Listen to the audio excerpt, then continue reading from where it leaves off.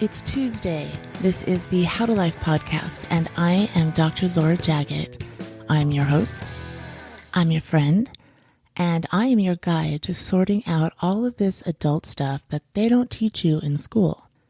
How can they really? You have to have your own experiences to learn things. But my goal, and the goal of this podcast, is to try to break it all down into small chunks of easy to understand, step-by-step instruction and advice. As promised in the last show, today's podcast is about how to buy a home. You are about to hear from not one, but two realtors who break down step by step all of the things to do to prepare for this major life event and how to make the process as easy and fun as possible. I didn't have any of this information when I bought my first home. I remember it felt very big with a lot of moving parts, and I was always worried that it wouldn't go through somehow, but I didn't know why at the time.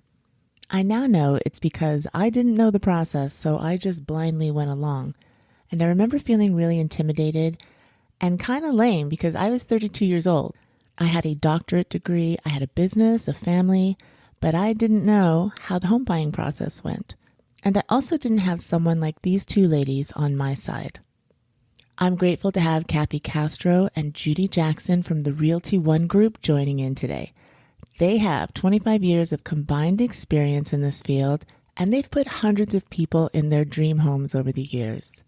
They joined forces recently, and together they're known as the Las Vegas Sports and Entertainment Team, and they've been helping many of the newly formed Las Vegas Raiders get settled here in Las Vegas, which is kind of cool.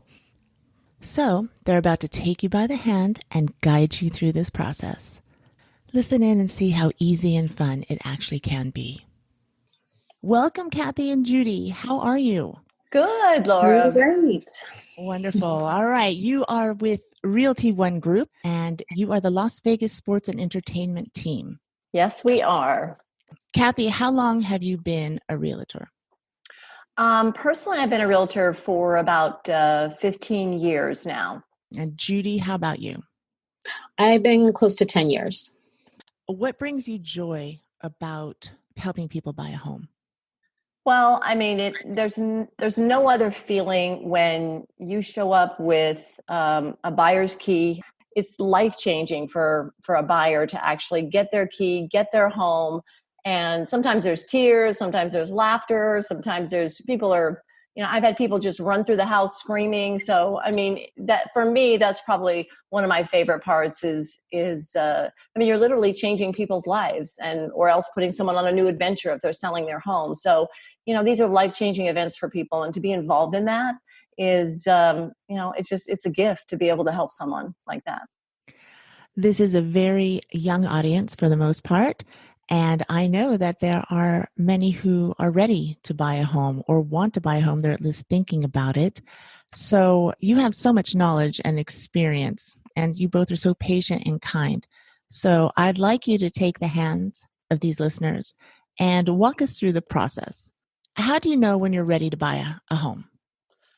I think it's a great question, Laura, because first of all, I just want to say to the young audience that you're never too young to buy a home, because you're always going to have responsibility, whether you're in an apartment or in a home.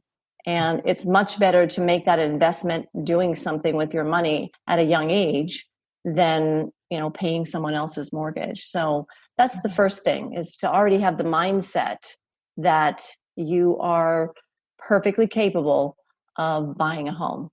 So I think that's step one, is actually believing that you're ready to buy a home. Even we've sold homes to 21-year-olds, 22-year-olds, and still in their homes. So perfectly capable at a young age to buy a home. So I think that's step one. That's really good to know. How long should you prepare before you start the home buying process? And what's the first thing you should start doing? I think, Dr. Jaggett, establishing credit is the first thing. There's 4 simple things that you can do to establish that credit. The first thing is establish at least 3 to 5 trade lines. And those trade lines can consist of either a secured credit card, a department store credit card, or car loan. Just things where, once it comes to that time, you've established that credit. Now, when you have those trade lines, you have to be responsible and you have to make sure that you understand how to utilize that credit card.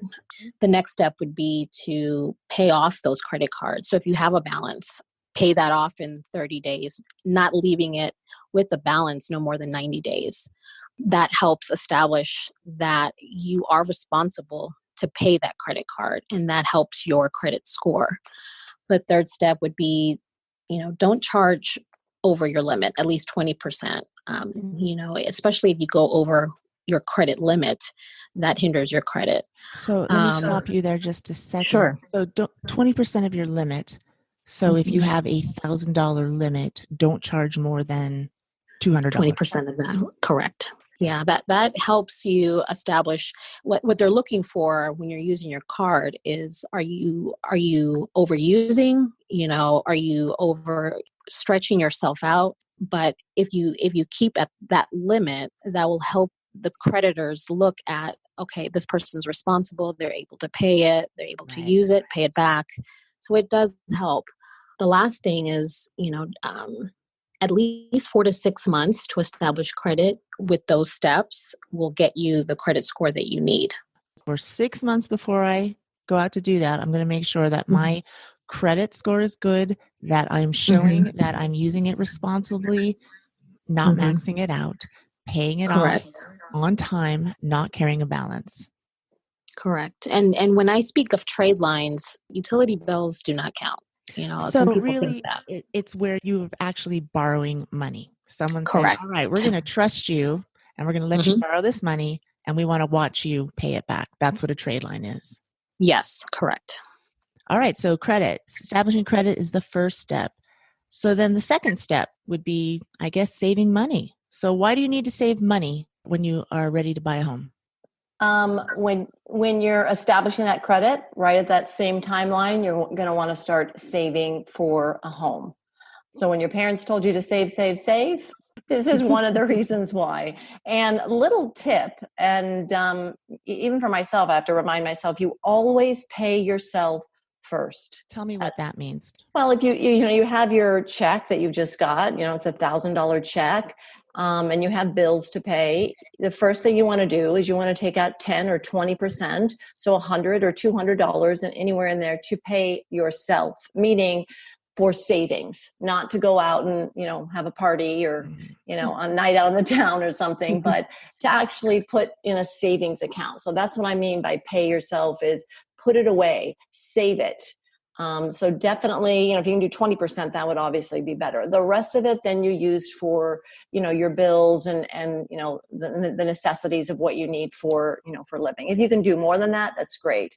Right. But you definitely need to be saving your money because you will need a down payment.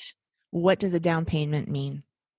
A down payment is something that you're going to put down to get a loan. They're always going to require, a certain percentage. And usually a first-time home buyer is going to use an FHA loan, which consists of 3.5% of the purchase price. For example, if you have a, $250,000 home, and you would be doing an FHA loan, it's 3.5%, then their down payment on $250,000 would be $8,750. So that would be going towards their down payment. That's the money they need to bring. The balance of that is the loan that they will get financed. So Kathie, you threw out FHA loan. What does that mean? FHA loan is just a typical loan that most first-time home buyers use because it's the least amount of down payment that you can put down. Are there any downsides to that? No, as a matter of fact, FHA loans usually give you the lowest interest rate. So it's actually the best type of loan, even for someone that's not a first-time home buyer, is, they want to get the lowest interest rate and pay the least amount down. So that's actually a very, very popular loan, an FHA loan. One of the very first steps you're going to want to do in the process of home buying is get with a lender, because you're going to want to have your financial feet on the ground so that you are comfortable with the payment. You know exactly what that loan is. the structure of it. You just want to have it all mapped out. And a good lender, they will, say, well, this is going to be the best loan for you. So they're going to guide them down the right path that makes sense for them to purchase a home. And the lender is in step 3. So we just finished with step 2, which was saving money. We want to have enough money for our down payment. And they also have down payment assistant programs that they would perhaps qualify for. How do you find that? Through the lender. How do you find a lender? A lot of times people will start looking at who they bank with first. The realtor that you work with has worked with other lenders in the past. A lot of times we'll suggest a lender for them and they can choose who they want. We always recommend that they do shop around for lenders to get the best rate, to get, because some lenders have their own different fees. So it's always good to shop around. Is it best to find a real estate agent who can then sort of direct you? Or can you walk into your bank and say, this is what I want to do? Or you just go word of mouth?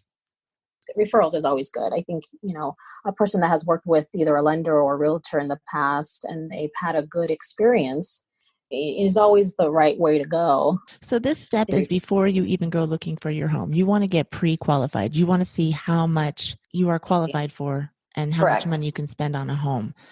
So what does the lender do for you? What are the steps? What do we need to bring to a lender to get qualified? Well, a lender is going to ask for your bank statements. They'll ask for maybe your last 2 years of taxes. And when you do find that lender, they're going to map it out for you of exactly what they need. Those are pretty much the two most asked for things from the lender are your bank statements and your last 2 years of your tax returns.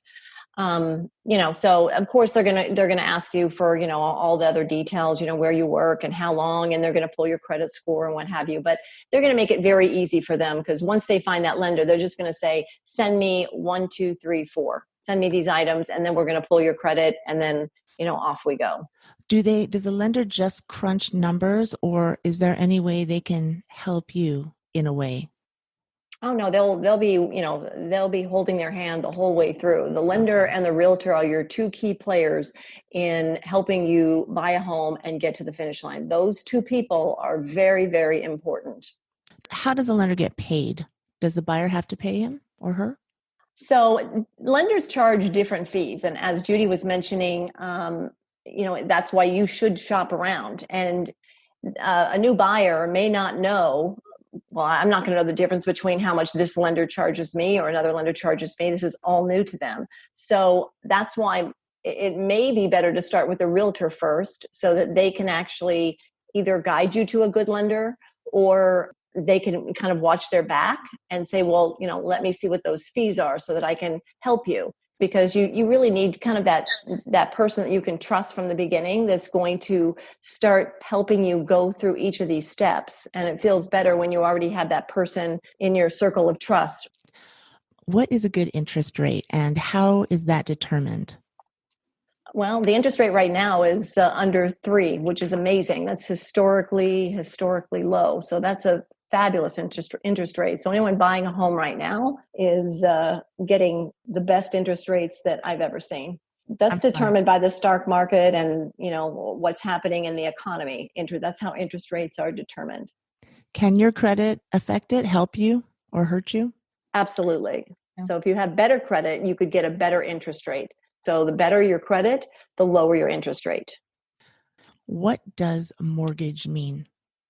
Mortgage is your loan, and every month you have to pay that mortgage company whatever that amount that you set in your paperwork. That is your mortgage payment that you are paying to the mortgage company. And they are also holding the home. You don't own it outright; you own it with the mortgage company. Is that yes? Right? How do you figure out the cost of your monthly mortgage payment? Is that done by the lender or is there a calculator online you can figure this out? Yeah, it is definitely done by the lender. I would not use a calculator online because that does not give you accurate fees at all. You don't have the current interest rates. You don't have what your credit score is. You don't have other factors plugged in there. You don't have the taxes of the home that you're going to buy. There's so many different factors. So you just can't take a roundabout number and use a calculator. You definitely need that lender, then that lender's expertise to help you come up with that mortgage payment. Kathie's right. And let's not forget, other fees such as if your home has a homeowners association, all of that factors in to your payment. But you need the lender to give you the hard number. You Absolutely. do. Yeah. All right. Well, that's the prep work. So now once you've done all of that, the fun stuff happens. Yeah, the fun begins. What do you tell your real estate agent? How do they find a home for you? Your realtor will set you up with their MLS service, which is a service realtors have access to all the homes in the state.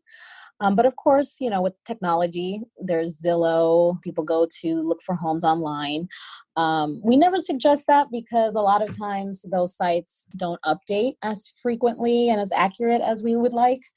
But we don't discourage, but we do encourage that you use our MLS, which is more real time, more accurate, and they'll get the homes automatically through their email. And they can just shop on there and save the homes they like. And once we know which homes they want to see, then, we'll take them on a tour and show them around. What does MLS stand for? Multiple listing service. And your job as the real estate agent is to do the footwork. You take their wish list, you put in the filters, it pulls up homes that are similar to what they want, and then just you hone in on it for them. Exactly. Yeah. There's research that we have to do once they do pick out the homes, that we have to make sure that it's available to view, or there's not some weird criteria on top of it that's going to make it difficult for them to get that home, or there's research involved that we have to do so that we know it's going to fit their needs for how they want to buy a house. So let's say we're ready to buy a house. I've picked it. Do I have to pay the price they're asking, or can I offer something different?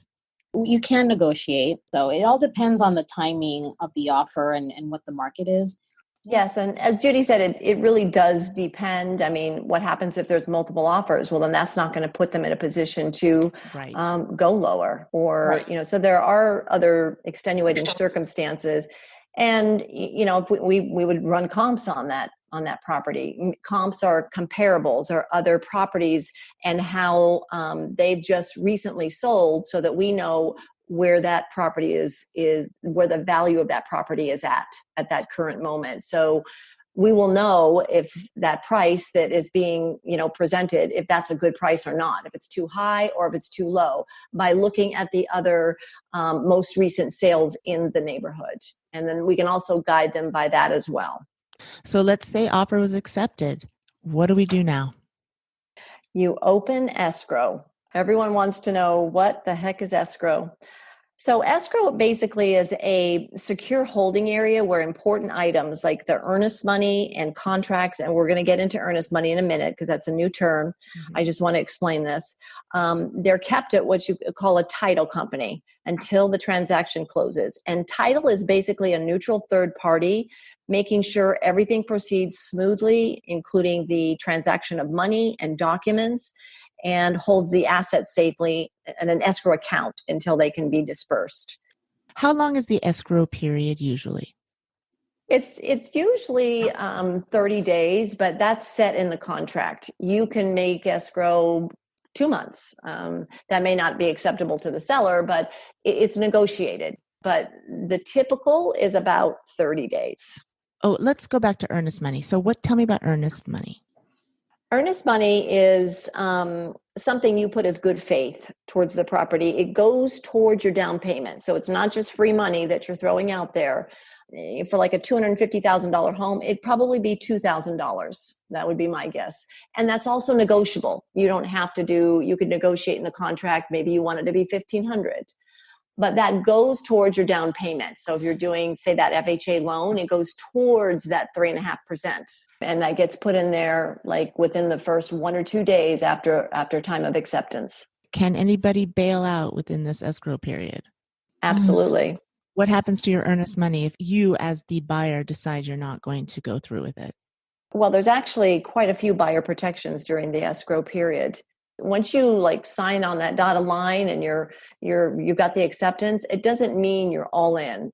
You put one foot in, you maybe get a little bit closer. You literally take steps as you go through there. So it's not as scary as many people think when you're buying a home, because it's a process.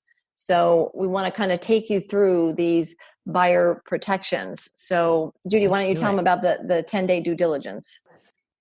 So the first 10 days, once you have an acceptance on the offer, you have a 10-day due diligence period.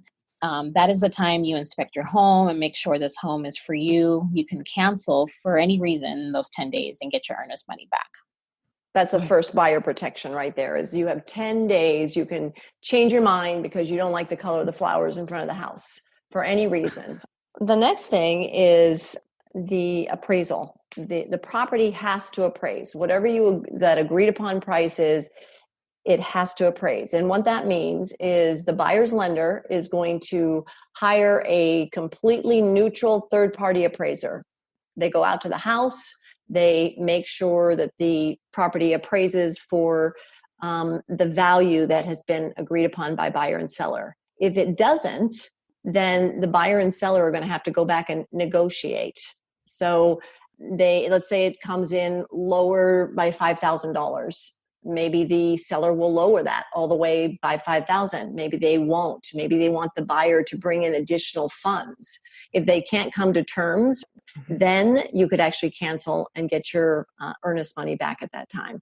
I do want to mention that if it appraises for more on the other side, then that's just great for the buyer. You don't change the price. It still stays at where they agreed upon. It's just the buyer now has built-in equity moving forward. It only changes when it's lower than the agreed upon price. That's a buyer protection, just because you want to make sure that that property is worth what you're going to pay for it. Okay. And then during this period, if you buy a home in a HOA, which is Homeowners Association, there are rules that you need to agree to. Right. Yes. And as a buyer, you have 5 days to review the rules and regulations for the HOA. So if the buyer does not agree with the rules and regs, then you can cancel and get your earnest money back. I see that there is another buyer protection called loan contingency. What does loan contingency mean? Loan contingency is it's contingent upon the buyer qualifying for the property. Now, in the beginning, the lender said, yes, you do qualify, but there's still a process that has to go through. There's still documents that are needed as you go through. Something could happen. I don't know, the buyer could lose their job, or there could be a document that pops up. There could be a tax lien that all of a sudden surprises in the middle. So we usually make that loan contingency for the length of the escrow, because that way it protects the buyer. It gives them the best protection in case some weird monkey wrench gets thrown in there that we didn't expect, because now they can get their earnest money back if they didn't qualify for that. How much does it cost to have a real estate agent help you buy a home? On the buying side, it's free. It's zero. You do not have any fees for a realtor as a buyer, because the way it's structured in the state of Nevada is the seller pays both sides. They pay for the buyer's agent's fees and their own realtor. So when you're selling, it's not so much fun, but when you're a buyer, you have no realtor fees. So if you're buying a home, there is no reason to do this yourself. Oh, no, absolutely not. That takes the stress out of everything. How else can a real estate agent benefit you? Many people think when they're looking at new home builds, they're thinking, okay, well, when I go in there, there's a realtor there. What they don't understand is their due diligence is to look out for the builders. Before you go in there, you want to make sure you have your own realtor. That way you're protected. You have someone looking for your best interest through the whole transaction. Because once you enter in there without one, that realtor at that new build construction site is your realtor. And again, you don't know them. You definitely want to have someone on your side. And there's no reason to not have someone on your side, especially since it doesn't cost you anything. Yeah, many people have no idea that when they walk into a new home development and they walk in without their realtor, they're literally just going to shut that door on actually having representation, because they walk in without their realtor, they assume you don't have one, and now they're your realtor, the builder's realtor. So you really need to walk into that new home development with your own representation so that someone is there to watch your back. Yes, that's a big one. Very important. Now, tell me, what are closing costs and what is paid out of the closing costs? Well, closing costs are the title fees, their fees that they're paying to the lender. Sometimes there's HOA, sometimes they have transfer fees or different things. So it's accumulation of fees that are coming from various places. And they usually are about 2.5% of the purchase price. Mm-hmm. It's great when we can negotiate to have the seller pay for the closing costs, because then the buyer doesn't have to pay for them, or even a portion of them. Sometimes we're able to get, let's say their closing costs are $5,000. Maybe we negotiate $2,500. So now it's a less amount that the buyer has to bring to the table because we're having the seller pay for half of them. So with the down payment of 3.5% and the closing costs of 2.5%, it's a wise idea to just earmark 6% of what your estimated purchase price is going to be. Correct. Start saving at least 6%. And so here's a couple of things, and this is where the lender can kind of get in there and start structuring the loan based on how your needs are. The lender can actually give the buyer a credit towards closing costs, but they're going to take a little bit of a hit for the interest rate. But with as low as the interest rates are, that could totally be worth it to them because they may not have closing costs. I mean, I've had a lender pay almost all the closing costs for a buyer completely, but their interest rate went up a little bit. I made like $100 difference or so in their payment, but it was totally worth it to them because they didn't have $6,000 laying around that they could use for closing costs. So, it was worth it for them. And then you have to think about how long you're going to be in that house for. You're not going to be in the house for 30 years. Who cares? Right. All right. Well, that sounds exciting and easy. Now that you know what you're facing, you can prepare and then just really enjoy the process. Absolutely, yes. So as we mentioned in the beginning, definitely getting your financial feet on the ground with the lender, having all that mapped out in the beginning just takes away all the stress. As a buyer, to help the real estate agent out, just mind your P's and Q's, right? Don't make any mistakes. Just keep everything paid up to date and let's just get through this. Yes. And whatever your lender tells you to do, do it. Don't make any additional purchases. I have actually had someone drive up in a new car on a walkthrough. So yeah, we made him take it back. But after you close, you can do whatever you want, but you cannot go buy anything, any other purchase on your credit card, anything. Like you want to go buy a refrigerator for the house? No. Wait. Ladies, tell us a little bit about sports and entertainment. You are housing some exciting, high-profile people. We are actually helping the Las Vegas Raiders currently right now transition into Vegas. We started Las Vegas Sports and Entertainment Team so that we could specialize in pro athletes and celebrities about, Judy, a year and 2 months ago? Yeah. It's been pretty amazing. And because of it, we've actually become better realtors because we've had to do so much more than just maybe a regular realtor would do because you have to learn more, reach more. We started the YouTube channel, so we were constantly reaching for information, along this journey that we've had. You have a lot of good information on your YouTube channel. Why don't you tell me about that? Oh, goodness. Yeah. Our YouTube channel, which is the Las Vegas Real Estate Resource Gals, is full of all kinds of, buying information that we actually we have a whole video that we do on buyer protections on there. Any kind of resources for buying, selling. We also feature homes on there that we've videoed and we view both rentals and homes for sale, little places to eat, places about Las Vegas. We visit the whole city. So there's lots of resources for people. And you have a Facebook page, Instagram, LinkedIn. You're easily accessible. Kathie, Judy, thank you very much. We're grateful. Thank you. Thank you, Dr. Daggett. All right. And good luck, ladies. Yay, thank you. Bye-bye. I wish I had known these steps. That alone would have made me feel more relaxed when I bought my first home. If you'd like to check out all the information and resources that Kathie and Judy have put together, check out their YouTube channel, LV Real Estate Resource Gals. Or you can find them on Instagram at LV Sports and Entertainment and their Facebook page, LV Sports and Entertainment Realtors. I'm going to put all these links as well as all their contact information in the show notes at howtolife.com/011. Wasn't this helpful? If you have a moment, please give this show a 5-star rating in Apple or your podcast platform.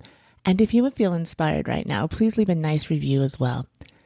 And if you know someone who could use this information, feel free to share it. Let's spread the word. I hope you'll join me again next week on the How to Life podcast for more talks, instruction, and guidance on how to do and get through all sorts of adult stuff.